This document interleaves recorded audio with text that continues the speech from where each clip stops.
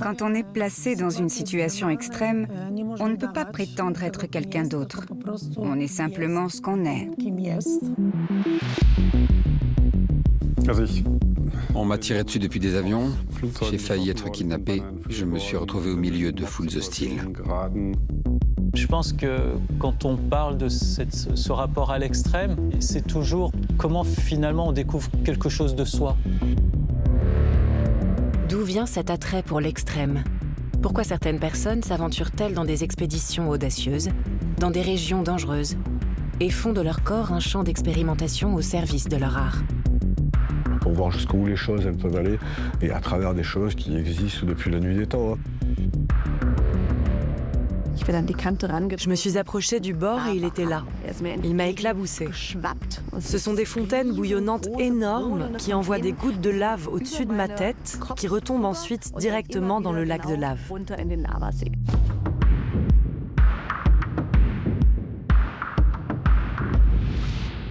C'est ici, en Sicile, que la volcanologue et photographe d'expédition Ulla Lohmann se ressource. En compagnie de son mari Sébastien et de leur fils Manouk, elle puise des forces pour se préparer à ces aventures périlleuses dans les profondeurs des volcans. La lave est à 1200 degrés. Si on est touché quelque part, la situation devient très critique. D'autant plus qu'on se trouve à 600 mètres à l'intérieur du cratère et qu'ensuite il faut remonter. Une seule goutte de lave et ce serait la fin. Sa plus grande aventure remonte à 2016. Elle a été la première femme à descendre dans le cratère en activité du volcan Benbao, dans l'état insulaire de Vanuatu dans le Pacifique Sud. Aujourd'hui, à 48 ans, elle est la volcanologue la plus connue d'Allemagne. Armée de son appareil photo, elle immortalise les formes primitives de la nature. Je ne suis absolument pas accro à l'adrénaline. Les montagnes russes me font très peur. Mais je suis davantage prête à prendre des risques que Basti, mon mari, qui est plutôt du genre prudent. Nous nous complétons bien, sinon je ne serais peut-être pas revenue entière de certains de mes voyages. Oui, toute cette histoire d'aller crapahuter dans le volcan, avec le recul, ça reste quand même, comment dire, incroyable ou complètement idiot, bien sûr. Pourquoi Ulla est-elle comme ça? C'est une très très bonne question. J'aimerais bien le savoir moi aussi. Non, elle est complètement têtue dans le bon sens du terme. Comme je l'ai dit, quand elle veut quelque chose, elle va jusqu'au bout, sans se soucier des conséquences. Et ce n'est peut-être pas toujours la meilleure idée. Donc je pense que nous nous complétons très bien.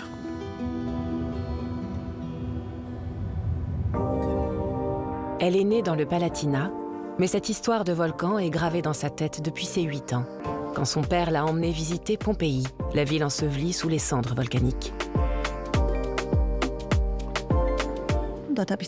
C'est là que pour la première fois j'ai senti la puissance du Vésuve et que j'ai eu envie de voir une véritable éruption. À 19 ans, après 1 an et demi de voyage autour du monde, je me suis retrouvée sur le volcan et j'ai vu pour la première fois un lac de lave. J'ai regardé par-dessus le bord et j'ai été déçue. Le lac de lave était tout simplement beaucoup trop loin. C'était fascinant, mais j'ai réalisé que ce n'était pas ce que je recherchais, mais plutôt le début de quelque chose de complètement différent. À partir de ce jour, j'ai voulu descendre dans le volcan. C'est le début d'un long voyage.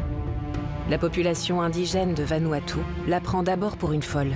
Selon leurs croyances mystiques, les dieux résident à l'intérieur du volcan.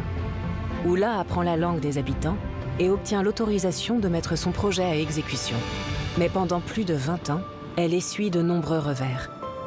Un jour, alors qu'elle est sur le point d'atteindre son objectif, la pluie se met soudainement à tomber. Juste au moment où je suis descendue en rappel, il s'est mis à pleuvoir à verse et je me suis retrouvée toute mouillée. Mais ça ne m'a pas dérangée. C'était plus grave pour les cordes. Il ne faut pas qu'elles soient mouillées. Le mélange toxique de pluie et de vapeur chaude à l'intérieur du volcan attaque les cordes.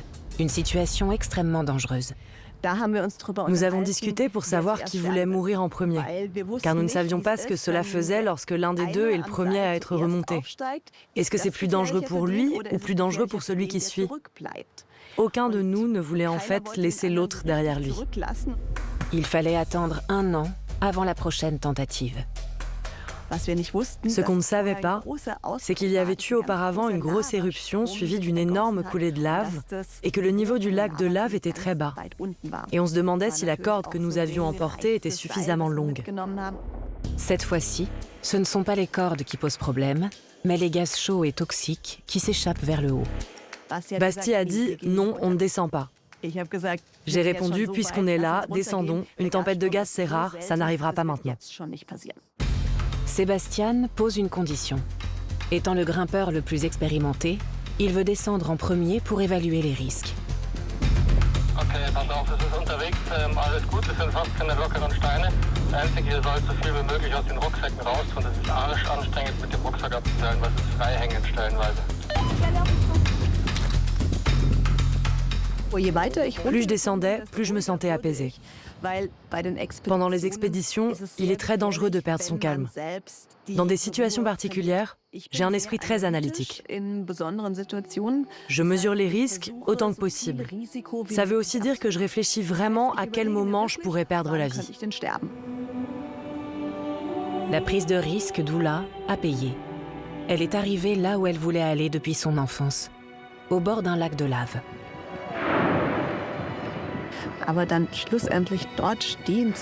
Puis, enfin, être là et réaliser que c'est un endroit où l'être humain n'a absolument rien à faire. J'ai réalisé que je n'étais même pas un grain de poussière dans l'immensité de l'univers, mais que je pouvais quand même vivre un moment pareil. Entre danger, présence de la mort et force vitale, les photos sont spectaculaires. Comment y arrive-t-elle ? Photographier dans de telles situations, quand vous faites quelque chose que vous n'avez jamais fait auparavant ou que personne n'a jamais fait avant vous sur la planète, c'est relativement difficile car il n'y a pas de précédent. C'est dire que quand je photographie dans des situations aussi extrêmes, il est indispensable de maîtriser la technique photographique. Je n'ai pas le temps de réfléchir à la façon dont je règle mon appareil photo ou à mon cadre. Dans mes images, je veux montrer cette force brute de la Terre comme une sorte de flux, le flux de la vie. Cette volonté inébranlable de réaliser ses rêves, malgré tous les obstacles, s'est avérée payante. Je pense que dès mon enfance, j'ai appris à ignorer les voix des autres. La plupart du temps, souvent, je sais mieux qu'eux, du moins je le prétends. Et quand on veut vraiment quelque chose, on y arrive un jour ou l'autre.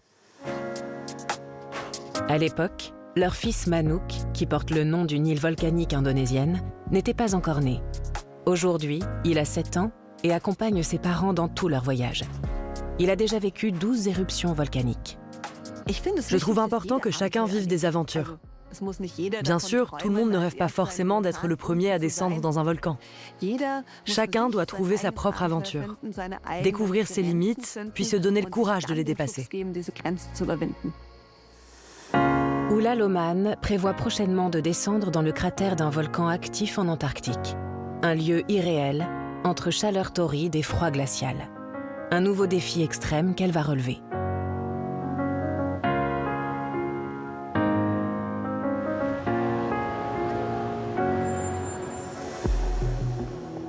Que se passe-t-il lorsque votre propre corps devient le théâtre d'une réflexion artistique extrême? Une performance spirituelle en plusieurs cycles. Pour son rituel, le cercle, le photographe et performeur Soheil s'est imposé le silence, avec de rares exceptions. C'est une invitation à toucher à ce qui relie l'art et le sacré. J'ai commencé à faire un travail qui petit à petit a fini par m'emporter. Ça fait longtemps que j'appréhende les états altérés de conscience, enfin tout ce qui est des limites. En général, j'ai existé à l'intérieur en portant des choses qui ont été très fortes émotionnellement à tous les niveaux, très enrichissantes aussi au niveau de mental, spirituel, etc. Ça m'a amené aussi à rentrer en silence.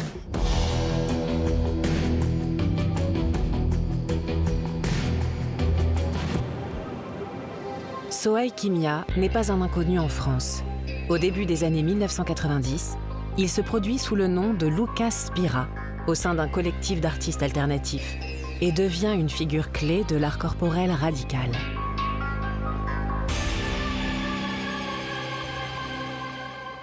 C'est parce que j'ai déconstruit le corps et que je faisais des expériences on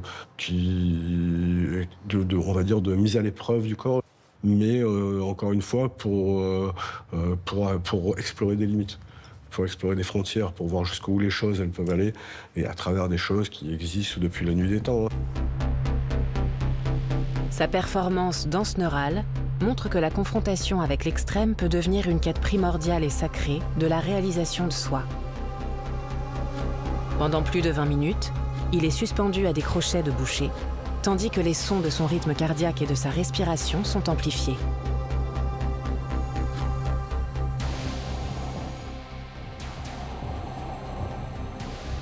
Je comprends que les gens puissent voir le reste de mon travail comme quelque chose d'extrême, ou ce que je fais sur moi comme quelque chose d'extrême. Ce que j'ai fait de plus extrême dans ma vie, c'est d'être nomade.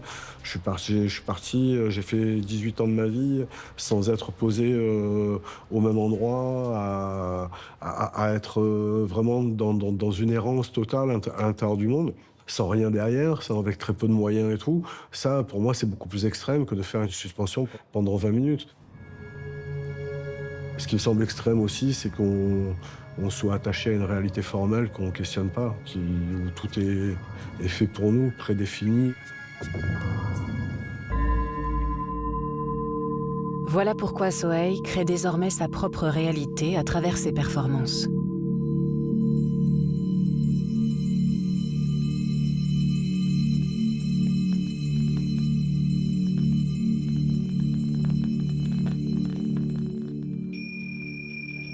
Dans la deuxième partie de sa performance, le public se rend dans un appartement privé où il expose les accessoires utilisés au cours des derniers mois comme des reliques. Pour moi, ce qui est important, c'est pas ce que les gens vont voir dans ces objets, parce que l'histoire qu'elle véhicule est une histoire personnelle qui m'appartient à moi, avec toutes les émotions qu'elles m'ont suscitées à travers ces éléments.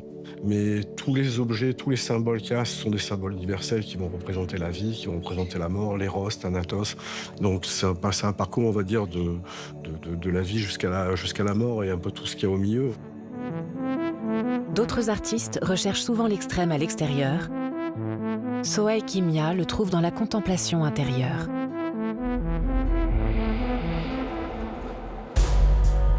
Comment fonctionne ce frisson ? Et que faut-il pour rendre tangibles sur scène les extrêmes physiques et émotionnels ? Rachid Ouramdan, chorégraphe et directeur du Théâtre national de Chaillot, le sait.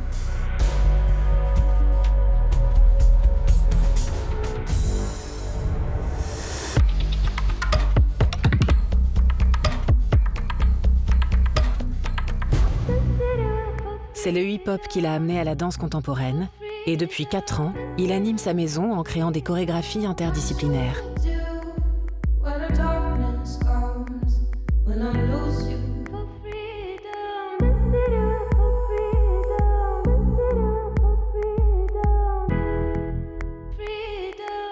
Je pense vraiment que plus on laissera de la place au corps dansant, plus on se rend libre. C'est cette liberté qui est au cœur de sa pièce « Corps extrêmes », qui réunit des danseuses, des sportifs de l'extrême et des artistes. Les corps volent, tombent, se balancent, défiant la gravité, entre le risque et l'assurance. Quand on travaille avec des personnes qui sont dans des pratiques un peu poussées, dites de l'extrême, comme ça, c'est souvent un rapport entre la fragilité d'un corps et l'immensité des paysages qui nous entourent, des grands froids, de l'altitude, des grands fonds marins. Et quand on dialogue avec ces personnes-là, c'est de ça dont on parle toujours, de la façon dont ils doivent composer. Rachid réunit les membres de la compagnie de Chaillot et 2 athlètes, la grimpeuse Nina Caprez et le funambule Nathan Paulin. Ensemble, ils explorent leur soif irrépressible de liberté et les risques qui vont avec. Ivresse des hauteurs, risque de chute, une chorégraphie pleine de suspense et de poésie voit le jour. Pour moi, ce qu'il y a d'extrême, c'est la sensibilité que les personnes avec lesquelles je travaille doivent développer. Je vais donner un exemple, quand Nina Caprez, cette championne d'escalade, a commencé à travailler avec les acrobates, saisir, se retenir, rattraper un corps, elle ne l'avait jamais fait. Et on s'est rendu compte qu'elle était en capacité de faire des choses phénoménales. Et c'est C'est ça pour moi l'extrême, continuer de voir qu'il y a des ressources insoupçonnées de soi-même.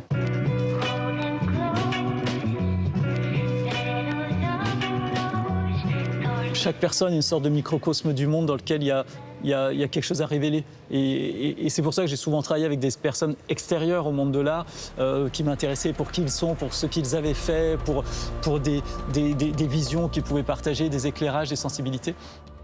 Afin de les mettre délibérément en valeur, il fait souvent jouer ses pièces dans des lieux particuliers, à l'extérieur du théâtre. C'est aussi pour redynamiser ces lieux et ce qui les entoure. Quand j'investis un site, c'est de lever le voile du quotidien pour redonner à voir peut-être un peu autrement ce que l'on connaît déjà, donner à voir des choses que l'on ne regarde plus. Pour Corps Extrêmes, c'est l'inverse. Il a transféré l'espace extérieur dans le théâtre et y a construit un immense mur d'escalade. Pour un spectacle époustouflant sur la condition humaine, un manifeste pour la liberté et l'autodétermination. Je crois que j'ai toujours besoin de nouveautés. J'ai toujours besoin de me surprendre, créer des situations pour se donner les moyens de continuer de découvrir des choses inattendues, ce plaisir de la découverte. Comme on dit régulièrement, ce qui est important, c'est le chemin, c'est pas toujours l'arrivée. Et ça, c'est vrai, quand on travaille avec des personnes de l'extrême, c'est aussi ce à quoi ça vous renvoie, à l'intensification du temps présent, à vivre les choses en intensité.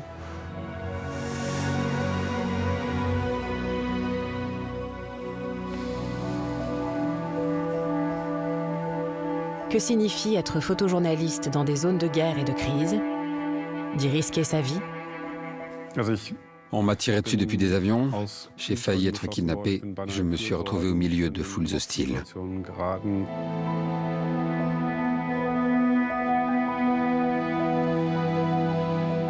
Daniel Ether est reporter de guerre et photographe.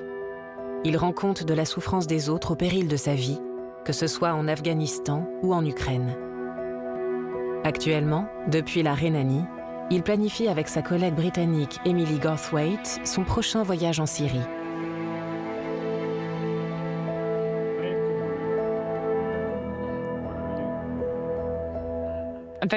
Les photojournalistes sont des solitaires, la plupart du temps. D'habitude, c'est difficile de les réunir. Nous sommes un peu comme le yin et le yang, nous utilisons les forces des autres. C'est tout l'intérêt d'engager des projets ensemble, nous pouvons nous soutenir. L'équipe est bien rodée. Là où tu es, c'est comment du point de vue sécurité? C'est entièrement imprévisible. C'est encore incroyablement instable.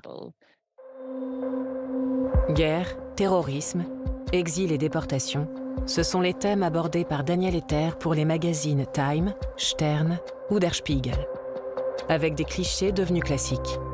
L'un a été pris en 2015 au moment de la crise des réfugiés en Grèce.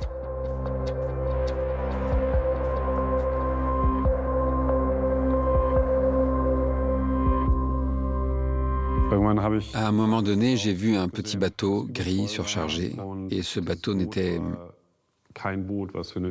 pas fait pour traverser. Il prenait l'eau, il était sur le point de couler. Et il y avait ce père qui s'inquiétait pour ses enfants, pour sa famille. En 2016, il reçoit le prix Pulitzer pour la photo de Laït Majid et sa fille. Je ne savais pas si ça allait être un succès. Je savais seulement que c'était une image émouvante parce que c'est ce que j'avais ressenti. Je me souviens avoir écrit à ma compagne de l'époque que c'était la meilleure photo que j'avais prise ici. Avec une focale fixe de 35 mm, il se rapproche tant qu'il peut des gens et des situations. Peut-être trop? Je ne me suis jamais considéré comme un voyeur. Le travail que je fais implique toujours, d'une certaine manière, la participation des gens que je photographie. Je veux dire que très souvent, les personnes qui vivent dans des zones de guerre et de crise veulent que cette guerre cesse et se présentent comme l'épreuve vivante de la gravité de la situation. En capturant les moments extrêmes que d'autres vivent, entre angoisse fondamentale et espoir, il parvient aussi à exprimer ses propres sentiments. Je pense être très tourné vers l'extérieur. Non que je sois extraverti, mais plutôt dans le sens où mon monde affectif se construit davantage sur l'extérieur que sur l'intérieur. Personnellement, je ne pense pas être accro au sensationnel.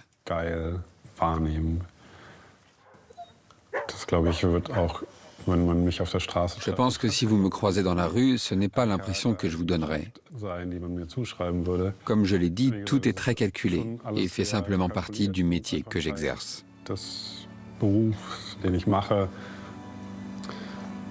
Je pense que ce qui m'a fasciné, outre l'idée que l'on puisse raconter des histoires avec des images, c'est que cela puisse avoir une pertinence sociale. À travers ses photographies, Daniel Etter cherche à interpeller, à susciter l'empathie et à sensibiliser le public. On veut bien sûr attirer l'attention, c'est le but de notre métier. Et on attire l'attention par des situations extrêmes, des images extrêmes. Il faut trouver exactement l'image qui symbolise un conflit plus large.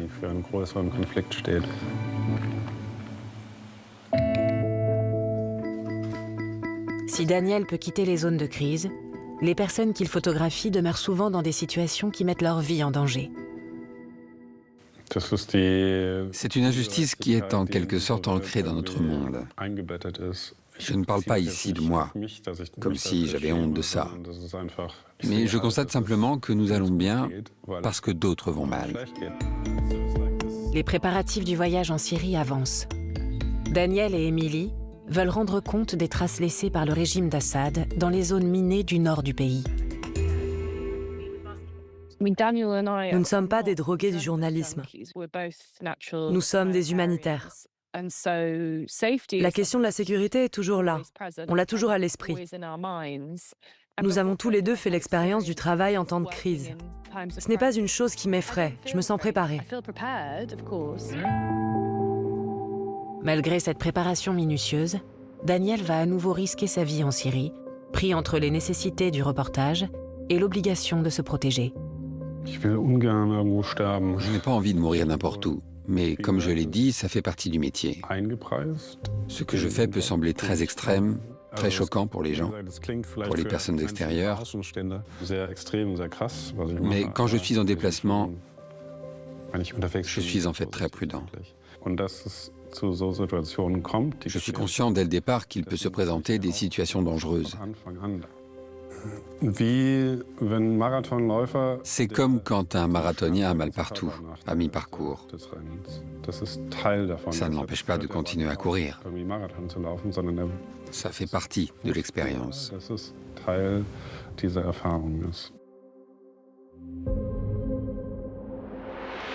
Que se passe-t-il quand, par exemple, des expéditions sur les hauteurs glacées de l'Himalaya se terminent de manière dramatique?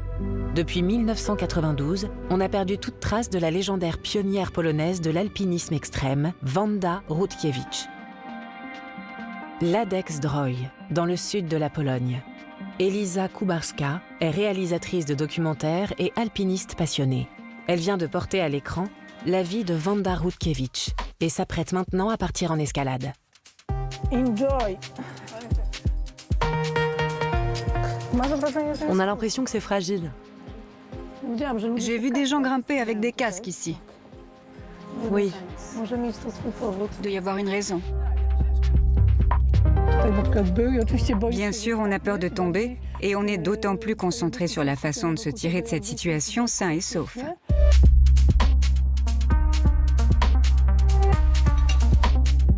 Filmée dans des situations extrêmes, voilà ce qui caractérise Eliza Kubarska, 47 ans. Elle raconte l'histoire de ceux ou celles qui risquent tout en montagne, recherchent le frisson ultime et franchissent ainsi les limites de leur résistance physique et psychique. Lorsqu'on est placé dans une situation extrême, on ne peut pas faire semblant d'être quelqu'un d'autre. On est simplement qui on est. Et pour un film documentaire, c'est quelque chose que nous, réalisateurs, nous recherchons le plus souvent. Nous recherchons la vérité. Et là, tout est clair. On ne peut pas faire semblant. Dans ses documentaires souvent récompensés internationalement, Kubarska ne regarde pas ce monde de l'extérieur. Elle partage la passion, les motivations et les craintes des alpinistes de l'extrême qu'elle accompagne avec sa caméra. Je me suis toujours posé la question. Pourquoi on fait ça? Pourquoi nous mettons-nous dans de telles situations? Qu'est-ce que nous recherchons? À un moment donné, la question était même devenue « Que fuyons-nous » Bien sûr, je le demandais ouvertement à mes personnages, mais c'était aussi une question que j'aurais pu me poser à moi-même.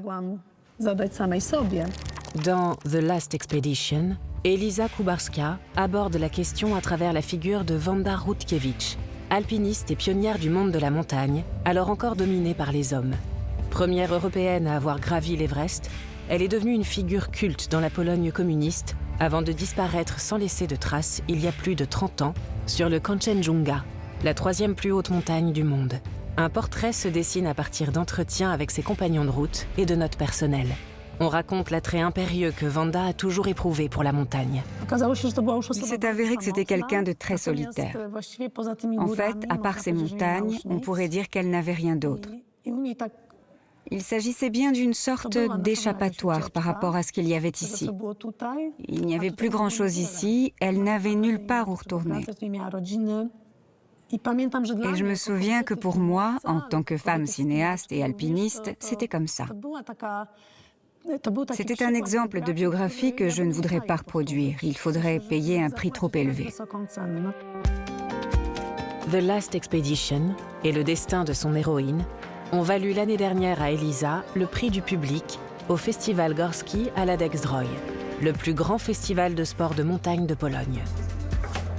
Cette année, elle est présidente du jury, assistée par Alan Formanek, qui dirige le célèbre festival du film de montagne de Vancouver. Tu es alpiniste, mais tu as aussi rencontré beaucoup de cinéastes comme moi. Je voudrais connaître ton opinion. Pourquoi fait-on ce genre de film? À mon avis, l'alpinisme ou toutes ces situations extrêmement dangereuses ouvrent un monde d'émotions en nous. Tout d'un coup, on ressent tout beaucoup plus intensément. On se met en danger et on devient plus alerte, plus présent, plus impliqué, ici et maintenant.